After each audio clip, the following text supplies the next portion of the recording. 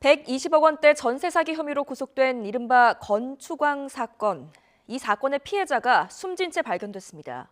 자택에서는 정부 대책에 실망했다는 내용의 유서가 발견됐는데 시민단체는 정부가 적극적으로 나서서 이런 비극이 반복되는 걸 막아야 한다고 밝혔습니다. 취재기자 연결해서 자세한 내용 들어보겠습니다. 안동준 기자. 네, 사회일부입니다. 네, 피해자가 발견된 게 구체적으로 언제입니까?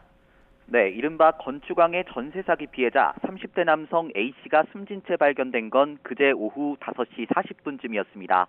연락이 닿지 않는 A씨를 이상하게 여긴 지인이 집에 찾아갔다가 발견해 경찰에 신고한 겁니다. A씨가 살고 있던 빌라는 인천 미추홀구에 위치해 있는데요. 이른바 건축왕으로 알려진 남모씨가 차명으로 소유하고 있던 빌라인 것으로 알려졌습니다. A씨는 재작년 전세금 7천만 원을 내고 이 빌라에 입주한 것으로 알려졌는데요. 올해 전세 만기가 돌아올 예정이었는데 해당 빌라는 현재 경매에 넘어가 있어 보증금을 돌려받을 수 없는 상황인 것으로 파악됐습니다. 숨진 A씨 휴대전화에는 전세 사기와 관련해 정부 대책이 굉장히 실망스럽고 더는 버티기 힘들다며 이런 결정으로 문제를 꼭 해결했으면 좋겠다는 내용이 적혀 있었던 것으로 알려졌습니다. 경찰도 A씨 자택에 외부 침입 흔적을 발견하지 못하는 등 범죄 혐의점은 없는 걸로 보고 있습니다. 미추홀구 전세사기 피해대책위원회는 A씨가 대책위에서 활동했다면서 추후 입장문을 낼 예정이라고 밝혔습니다.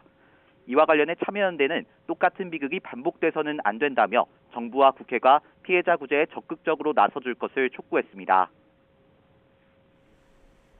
네, 건축왕 남모 씨는 최근 구속 수사를 받고 있는데 구체적으로 어떤 혐의 받고 있는지 짚어주시죠.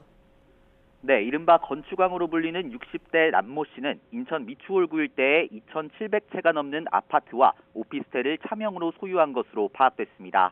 남 씨는 피해자 163명에게서 전세보증금 126억 원을 가로챈 혐의로 경찰 수사를 받고 있는데요. 경찰은 남 씨가 실제로 갚을 능력이 없는데도 전세보증금을 받아 가로챘다고 보고 있습니다. 경찰은 지난해 12월 남 씨에 대해 구속영장을 신청했지만 법원은 남 씨가 피해자들을 속였는지 다툼의 여지가 있다고 판단해 기각했는데요. 이후 경찰은 지난해 상반기 남 씨 건물들이 연달아 경매에 붙여진 이후 체결된 계약들은 사기 혐의가 분명하다고 보고 피해자와 피해액을 줄여 다시 영장을 신청했고 남 씨는 결국 구속됐습니다. 남 씨 측은 부동산 자산이 부채보다 많은 상황이라면서 부동산을 팔고 남 씨 사제도 내놓아 빚을 정리하겠다는 해명을 내놨는데요. 경찰은 남 씨 측이 지난해 상반기 이전에 맺은 전세 계약도 사기 혐의를 적용할 수 있을 것으로 보고 수사를 이어가고 있습니다. 지금까지 사회일부에서 YTN 안동준입니다.